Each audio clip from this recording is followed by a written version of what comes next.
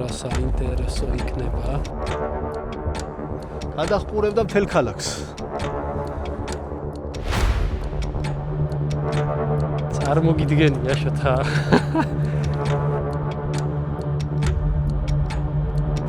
2400 წლის წინდელი ნასახლარი.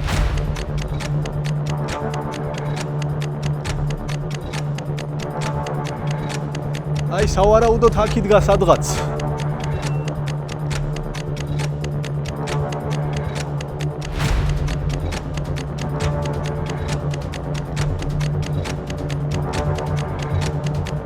ზეციურმა სიტყვამ გაანადგურა.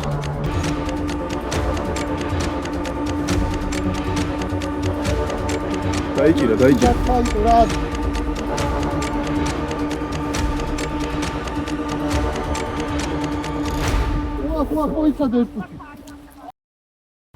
ცხეთაში ვართ, ჩამოვედით ჩვენ უძველეს დედაქალაქში, მაგრამ ამჯერად არ გვექნება შეხება თვითონ უშუალოდ ქალაქთან. ქალაქიდან მოპირდაპირ მხარეს მოკლედ მტკვრის მარჯვენა სანაპიროზე ვართ და ისეთი სიმდიდრე არის ახლა სადაც უნდა ავიდეთ, ისეთი რამე არის სანახავი, რომ ალბათ არც არის ალბათ ესე ფართოდ ცნობილი, არა და იმხელა მნიშვნელობის არის. და გითხარი ახლა სად უნდა ავიდეთ? კი ბატონო, არმას ციხის იგივე ბაგინეთის ტერიტორიაზე ვართ, ძველი წელთაღრიცხვით მე-4-მე-3 საუკუნეებით თარიღდება და ძალიან მნიშვნელოვანი არქეოლოგიური ძეგლია და ბევრ საინტერესო ისტორიას და ინფორმაციას ინახავს. და ადგილზე გავეცნოთ, მე მგონი ძალიან საინტერესო იქნება და კი ბატონო, წარმოიდგინეთ ძველი წელთაღრიცხვის მე-4 საუკუნის არქეოლოგიური გათხრები არის ჩატარებული და ბევრი საინტერესო ადგილი არის, მოკლედ სანახავი და ავიდეთ ადგილზე ვნახოთ. დავიწყეთ მოკლედ შოთა. დავიწყეთ. წავიდეთ. გავუყვეთ ბილიქს. ნელ-ნელა. ავიდეთ.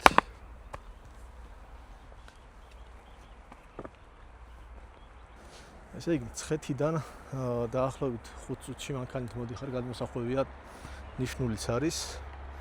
მე მანქანა უნდა დატოვო მინდორში და ფეხით განაგრძო გზა და დაახლოებით 10 წუთი, ხო?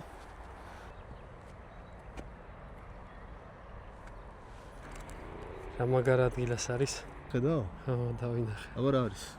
გველის ტყავი. ცხეთასთან ოქვი ახლოს, მრავალი საუკუნეების განმავლობაში ერთ-ერთი ყველაზე მნიშვნელოვანი ისტორიული ძეგლი, რომელიც უდიდეს როლს თამაშობდა ქართლის ცხოვრებაში რა მაგარი ადგილია და ნაკლებად ცნობილი სამწუხაროდ. კი. ქართლოს უკავშირებენ სხვათა შორის ამ ქალაქის და არსებას მიმდროინდელი არის და იქიდან მოდის. ნუ ნახოთ ახლა ადგილზე აბა რა იქნება. რას გვეტყვის ეს ადგილი, რას მოგვიყვება. ძალიან საინტერესო იქნება რა. აქედანაც შეხედე შოთა. აქ რო ზიხარ წარმოიდგინე და ცხეთას რო უყურებ. და აი პიტი ახშები წარმოიდგინე აქ ისწრნენ და აკონტროლებდნენ თელ ქალაქს. ამოვედით სავარაუდოდ უკვე კი აი ჩანს. რაღაცები და ნახოთ, რა საინტერესო იქნება. წარმოგიდგენია შოთა. 2400 წლის წინდელი ნასახლარი. სხვათა შორის ვერ ვიტყვით რომ ბევრი ხალხია, მაგრამ ხალხი შეხვდა, ტურისტებიც იყვნენ. წეღან და კარგი იქნება რომ უკეთესად იყოს აქაურებო. რაც არის ეგ არის. ნახოთ ძველი ნასახლარი. აქედან ადის გზა. მოდი აქეთ მივიდეთ შოთა ჯერ. აქ არის როგორც ვიცი ქვევრები და რას გავს აქ. აუ კიდერი მენა მე იმ კაიკაცმა რო გითხრა მართალია. რა ნახე? რას ვნახავდი? ეგეთებს უნდა შეეჩვიო, აბა. არაფერიო ბიჭებო 5 წუთში ახლა პროსტა ბევრი გველებია. ამას შეხედე შოთა.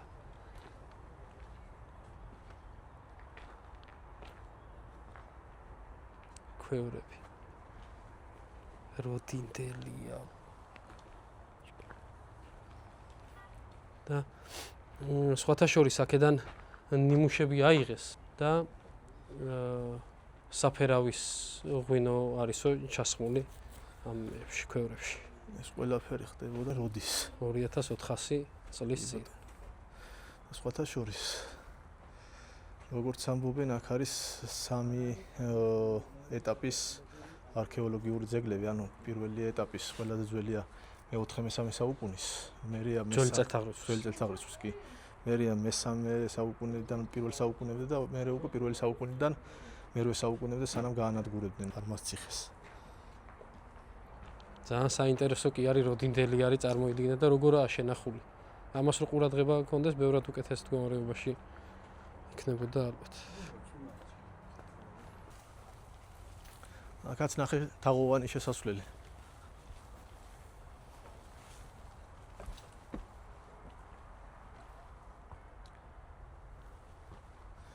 აი ციხის კედლები როგორი უნდა იყოს, ნახე.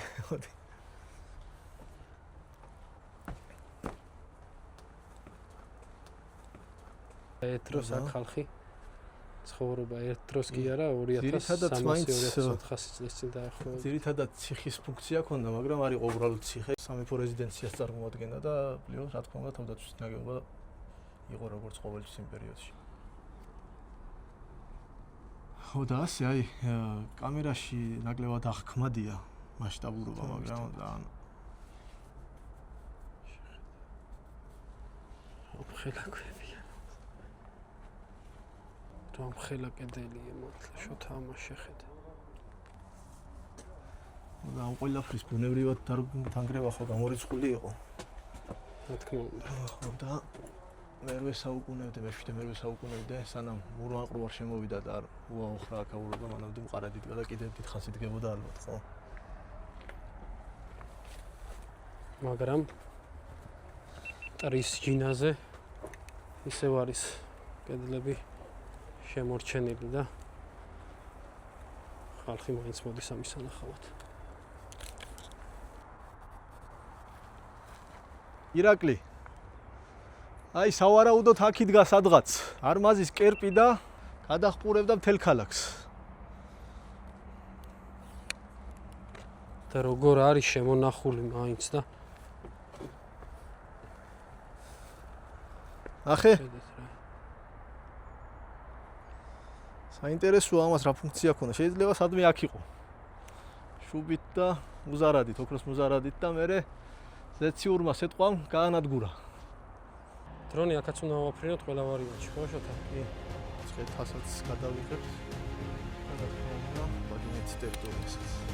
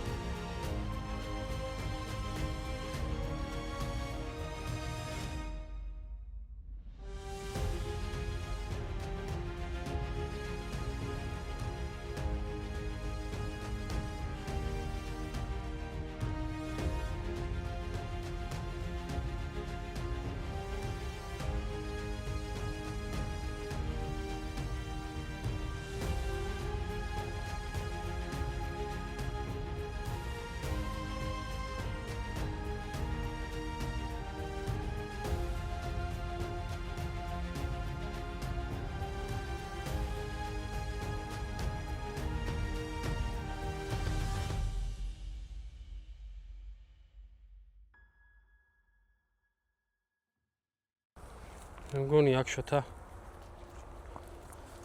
ძველი აბანოები უნდა იყოს წესით მე მგონი. კი. ეგ არის.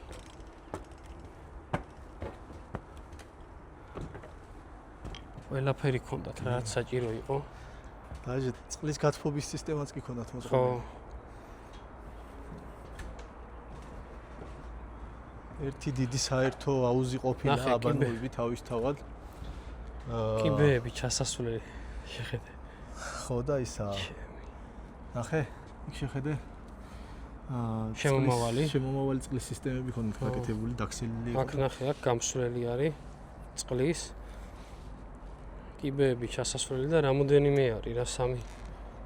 სამი აბანოა გვერდ ხერა იქიდან შემომავალი აქეთ ალბათ დიდი ავზი იყო რა წყლის სავარაუდოდ ძველი შემორჩენილი აქვს მაგრამ როგორ მომრგვალებულია ყველანაირი კომფორტი ჰქონდათ რა ბატონო უბრალოდ ძველი ცივილიზაცია ქვია თორე არაფერი ძველი ხო და ჩვენ ახლა წავალთ ძალისაში და იქ კიდე სასწაული რაღაცეები ხდება იქიდან ვიტყვით ადგილზე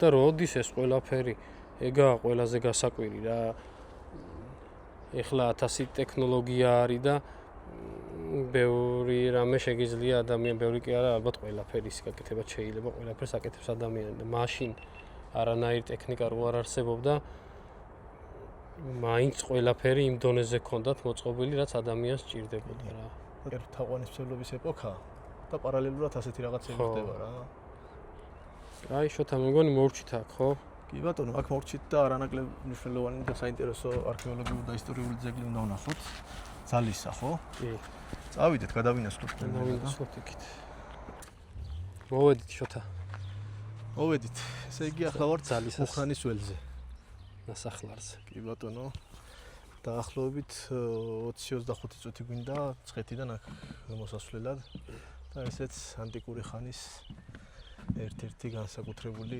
ისტორიული და კულტურული ძეგლია. ეს პირველი არის ის საინტერესო რაღაც. ნახოთ.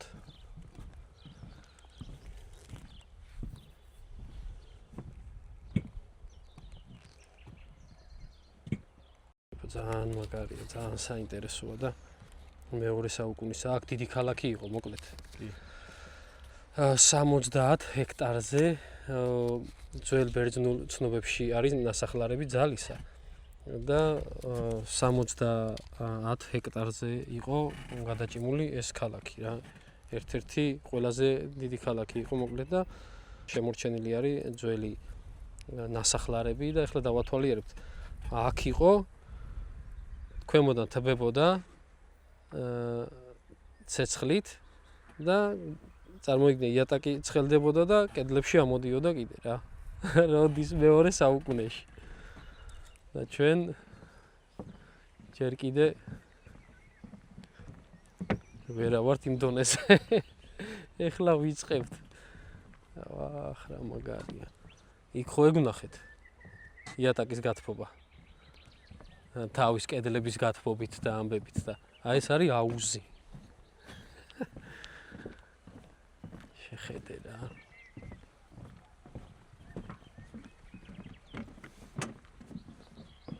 და აქ სავარაუდოდ წყლის მილებიც ბაზალეთიდან იღებდნენ წყალს. შოთა და დაახლოებით 7 კილომეტრში არის აქედან რა. ნახე ეს არის აუზი. შეხედე რა მხელა აუზია.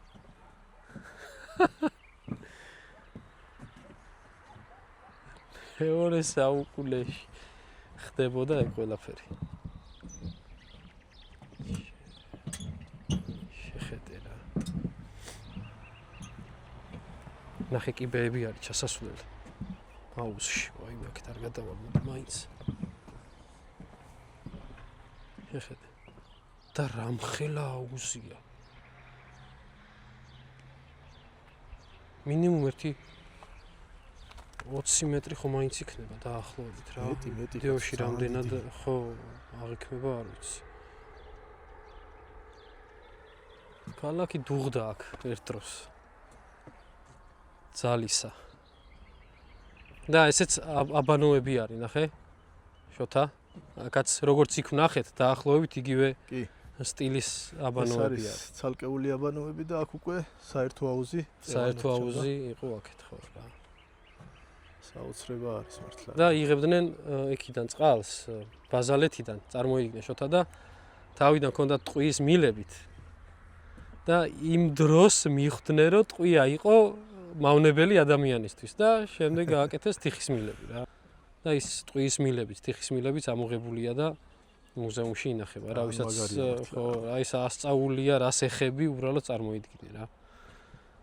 და ვისაც დააინტერესებს შეუძლია ნახონ ორშაბათობით, მე მგონი ორშაბათობით ისვენებენ, დანარჩენ დღეებში მუშაობს 6 საათამდე. თუ გაინტერესებს ქართული იბერიული კულტურა ზოგადად სასწაულია, წარმოიდგინე 7 კილომეტრი. კი რა აქ. კი. ჩვენ კიდე გქონია რომ მე 20-21 საუკუნეში ხო, დაიწყო ცივილიზაცია. დაიწყო ცივილიზაცია, ჩვენ რო დავიბადეთ, მაშინ დაიწყო ამ ქვეყნის ისტორია. და ისე ვიქცევით, როგორც აღარ გვინდა მაგაზე საუბარი. ძალიან მაგარია მართლა. ძალიან სასწაული ადგილია რა. და გაფრთხილება ჭირდება ამ ისტორიას. ჩვენიდან არ დაწყებულა და არ ჩვენით არ დასრულდება და. მოკლედ მუზეუმში არის დიონისეს ცნობილი მოზაიკა.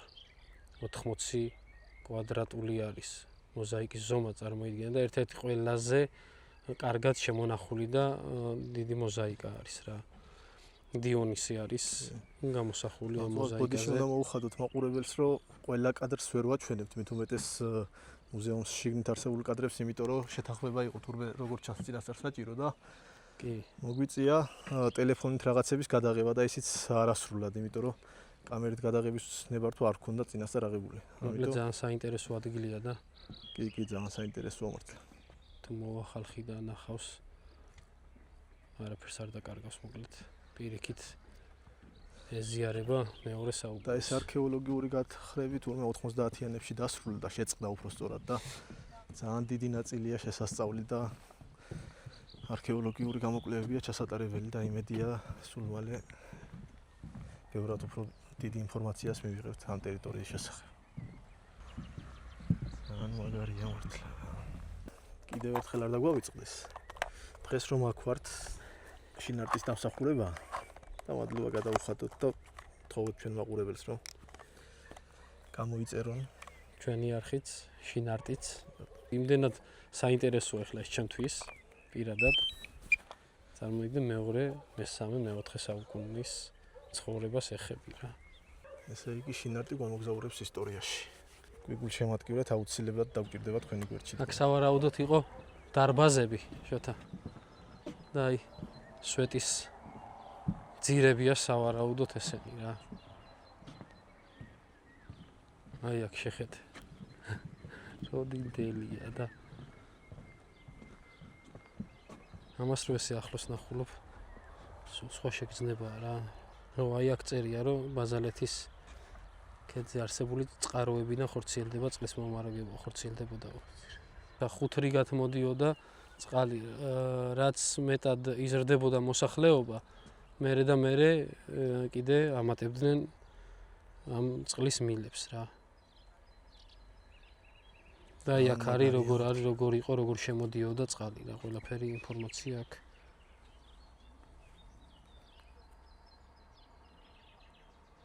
ნახე, სანიტარული ნორმები იყო დაცულიო, შოთა.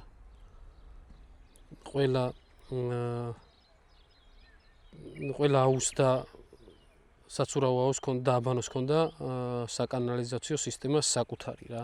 კი. მოკლედ ცხოვრების უმაღლესი დონე პერიოდისთვის კი. იმ პერიოდისთვის კი არა ზოგადადაც.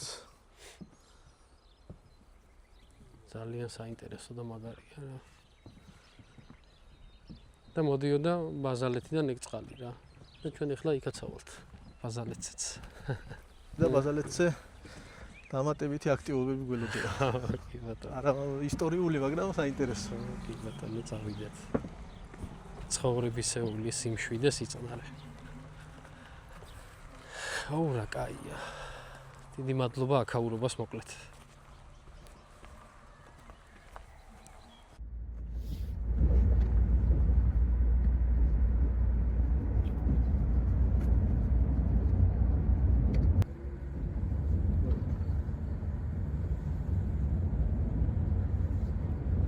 მოვედით ჩოთა ბაზალეთზე. მოვედით და ჩვენთან ერთად ჩვენი მეგობრები მოვიდნენ, რიბაკი ბიჭები. და ნახოთ აბა. ვეცდებით. ვიწევზავთ და თევზი დავიჭიროთ. მაგრამ ამინდი რაღაცა. ძირითადად მდინარე და თევზაობენ ხოლმე, მაგრამ ამ ეტაპზე ტბაზეც ცადოთ რა გამო. ლევან, მზად ხარ ლევან? ახლა რა შეიარაღებით არის მოსული. მზად ხარ? სათევზავად.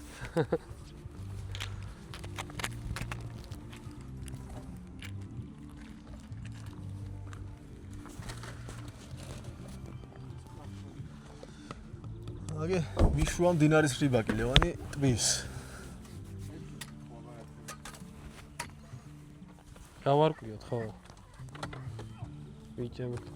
მე ვიყავი ერთხელ ჯანდარაზე. და თევზის მაგირად ერთი სალე ბაყაყი დავიჭირეთ და ხუთი კაცი ვიყავი წასულები. ლეო, ის მე აღარ წავს. ლევან, უნდა შეხვიდე ნავით? ხო. უნდა შეხვიდე? ხო, შევალნავით ახლა.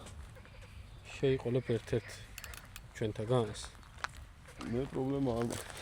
ისე ჟილეტის მაქვს. ჟილეტი რა კამერებით ჩაიყარა წყალში. ვიზრათ მე. აუ ისე წვიმისგან დამცავი გამოვიწერე. შოთა. და სახში მაქვს. ეს ყინულები. ეს ვინა? ლუძი. მართლა? ვისუბენ მოზადებულია შეხედე რა. ეს გადავდებას. ისე სოთაშორის ოსური ლუდი შევხვდით და მოტივი ფიქრობდი და მეთქი გათბება და მართლა ანუ ყველაფერი გვაქვს თევზის გარდა და თევზი ნახოთ რა სიზონია. თევზი იქნება უბრალოდ რა ზომა და რამდენი გავიცი.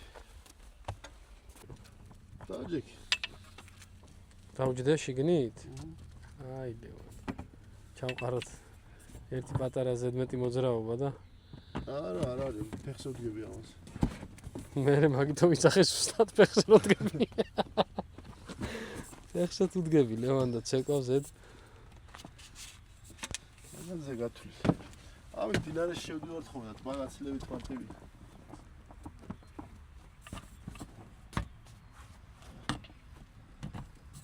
ხო ისე ამინდის ჯერჯერობით ისაა 7 არის და წეგან ქარი კი იყო ცოტა. ხრუბელო წამოვიდა, ხა აღარ იქნება ქარი. წვიმა იქნება და სეტყვა. გვიან. ეს თუ ჩავარდა კაცი ხდება. ხო და თუ ჩავარდაო და ის გასაღებს ჩი ვიხარ და ის არა, გასაღები კამერა ჯიბიდან არ მივარდის. არ გადაყირავდება შანსი არის. ანუ შანსი არის, მაგრამ ცოტა. ეს აქეთ თავი მომარ ჰაშტაგს. მე მგონი ძალიან კუსტარულად გაკეთებული. არა, ესეთი ქართული. რაღაცა თითქოს აერშია იქნებ ხარ თუ არა? არა. თქვენი ქვეშა აქტივილების შენ ვერ ხედავ. ხო.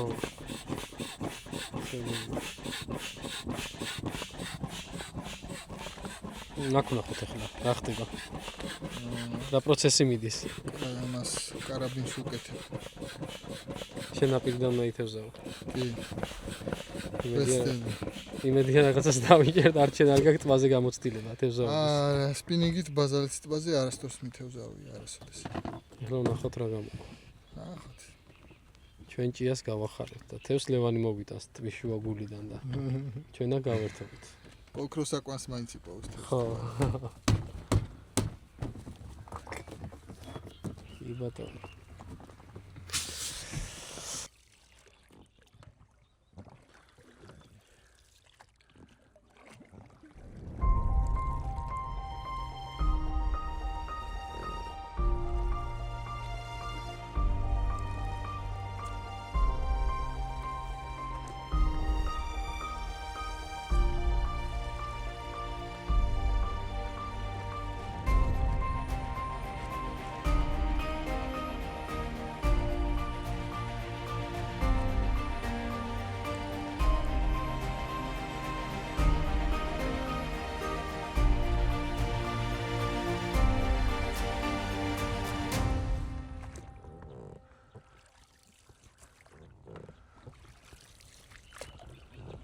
ადგილზე მინდა მივიდე სადაც მიდიან ფეხით. და შუა წყალში რატოა უფრო მეტი შანსი თევზის დაჭერის? შუა წყალში არ არის მეტი შანსი. აბა. აი ესეთი მასალა ქვია. კამიშებთან. და კამიშებთან რა ხდება იგეთი რომ თევზი იყოს? იქ იმალება თევზი. აი ძირსაც ნახე ამდენ ბალახია. ამიტომ ნაპირდა თევზა გამოედება მაგას და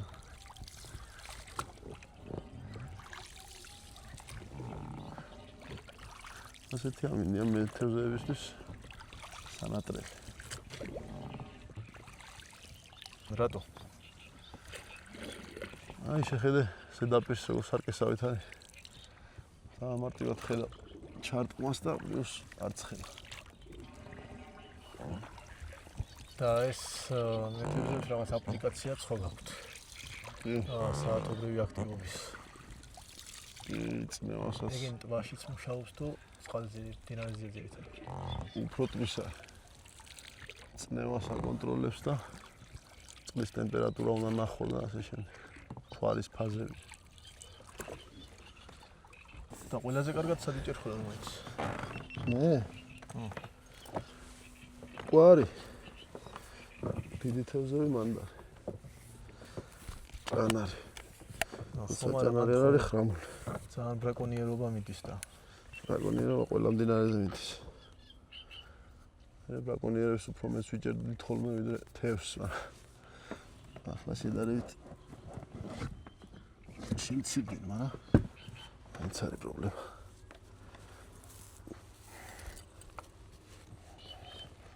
ეგ რაში, რასაკეთე? ეს მარტივი ღუზა არის.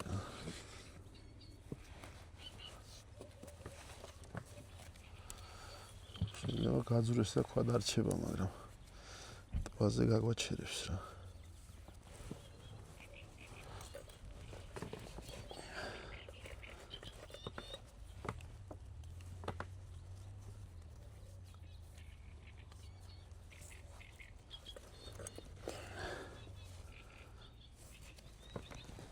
ამ ჩვეულებრივ ის მოწყობა ძნელია ძალიან. ისი უზის. ბევრი ღუზა არის, მითაც აკეთებენ აქვე.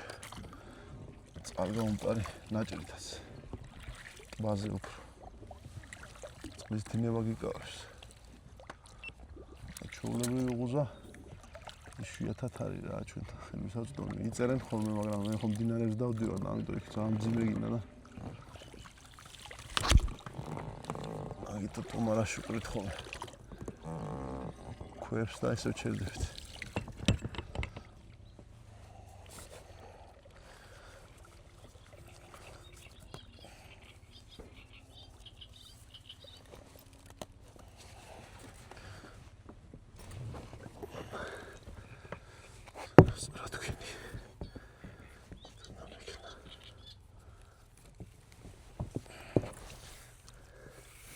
პატარა იქნება სანამ პატარა არის.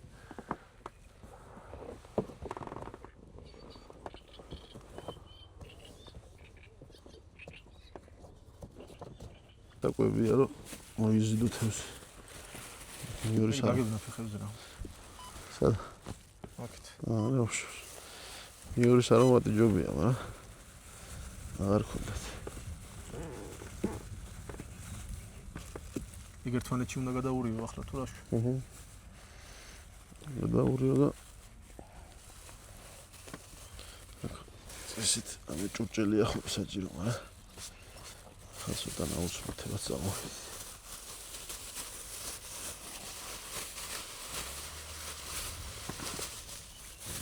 დავასველებ.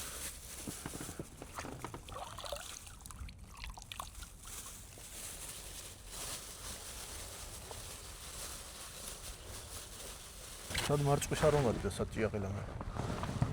მარწყვის არომატი იზიდავს. და მოძრავი როა ჭიაყელამა იმას ჭამს. ნივრის არომატის მოსწონს.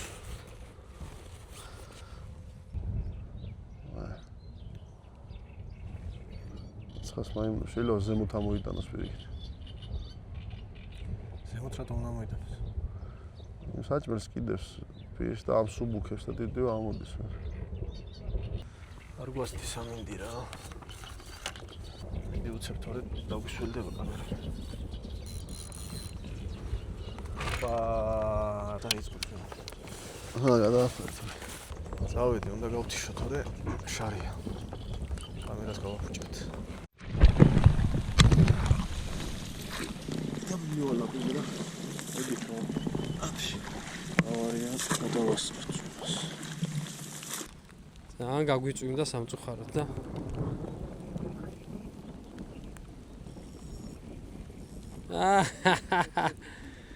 რაც გვინდოდა მაინც გავაკეთეთ. რა თევზია? ქორჭილა. სილიკონზე მომი. ახლა უდრო-დროს დაიწყო წვიმა რა. და ბევრი გეგმა გქონდა დღევანდელი დღეს. დავჯერე საკო. რა ხდება იგა? რა ხდება და ერთი ღერი თევზი დავიჭირე. წვიმის დროს და რო არ ეწვიმა წარმოვედგინე. არა, მაგარი კაცია. ეს რო ბრაზდება მაშინ. ეს არის შენი ისა რეკორდი? ო, ამის გულით იყიდა ეს 600 ლარიანი. რა იყიდე რა ქვია მაგას? ამაზე ვითევზავი ცხოვრებაში ერთხელ და თუ არ გაატყავე ვერ შეჭამ. მის შემდეგ აღარ ვითევზავი. რა. ეგ მოთევზავეებში როგორ არის ახლა სახლში რომ მიხვალ ან ბიჭებთან რო ვილაპარაკებ? იყო მეტრიანი? ესა? ო. ეს ბევრი 21 საუკუნეა. სულად გადავიღო ფოტოშოპში გაადიდო და ეგ არა. ტორმუსი არ გაყიდეთ. ავი გავუშვით. აუ გადაიღოს. არა, ავია მარაგი. ეთყობა რამე გადაღების? არ ეთყობა. ხო. მაშინ არის. აი ესეთი რობელია. კარიც არა რო ამოვარ. აგე. მოთევზავის აზარტი ხედავ? ხო. არ ნებდებიან წვიმას. ესეთ ამინჩი ხო მოდის თუ არა? ფოტოშოპ ჩინიაში ხომობს ის. არა აქ ბას და მდინარე ეს ხო, არ იმურება, ბინარე იმურება. ამ ტბაზე სანამ აიმურება. წვიმიანი? სანამ აიმურება, ჩინაში უფრო მოდის მე რაც კაცი. ხო რა. აფილავ საერთოდ დამჭირეთ მასშტაბი, მაგრამ ძალიან მაგრად ხო და ეს შეფასებული. დინარეზეც აქ გამორიცხულია ვერც წოდი შეიძლება ეს დავბანაკები. ან თუმა არა შულობს ესე იგი. არა. აუ რა გიგონდი გქონდა. ახლა კაია. ის არის ვინის თანავე. ვინის კონა. დავასრულეთ მოკლედ ჩვენთა ეს ეპიზოდიც. ხო, ცოტა სხვა გეგმები გქონდა, მაგრამ წვიმამ შეგვიშალა ხელი და არა უშავს, მაინც ვეცადეთ თევზი დაჭერა, ერთი თევზი დავიჭირეთ. 5-10 წუთი გქონდა სულ დრო და კიდე იქნება მსგავსი აქტივობები. კიდე შეიძლება და გაგრძელება, მაგრამ წვიმის მეორე ტალღაც მოდის. ხო, და ჯობია გავასწროთ და კი ბატონო. დავბანაკრეთ თორე. მადლობა დღევანდელი დღისთვის ბიჭებს. კი. მართალია თევზი ვერ დაიჭირეს. ერთი ქორჭილას მეტი, მაგრამ მაინც საინტერესო იყო და ამინდ არ შეგვიწყო ხელი თორე შეიძლება იმ ხელა თევზები დაეჭირათ, ნო. ხო. და მადლობა შინარტს ასევე, იმიტომ რომ დღევანდელი დღის სპონსორის როგორც წინა გადაცემის მადლობა შინარტს და ბევრი მაეკეთებინოთ. კი ბატონო და ბევრისთვის შეეწყოთ ხელი ამ ხალხს. კიდევ შევხვდებით შინარტის დამსახურებით ბევრ სხვა ეპიზოდში. კი. შემდეგი ეპიზოდიც იქნება ჯერჯერობით არ ვიცით სად, მაგრამ მალე დავგვიყვანთ.